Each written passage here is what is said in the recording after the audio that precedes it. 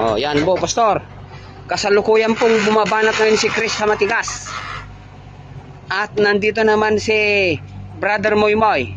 Brother Moymoy, yan yung gwapong-gwapong binatang kasama namin.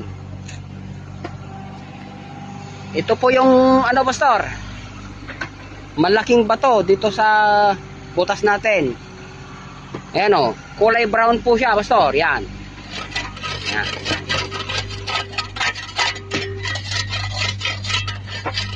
Yan, kulay brown po yan, Pastor. Malaki po siya, na napaikutan ng iba't ibang kulay ng bato. May kulay yellow, may kulay violet. Yan po siya. Yan. Doon po bahagi yung matigas, Pastor. Right side po ng butas natin. At dito sa bandang unahan po, yan po yung malaking bato na kulay brown.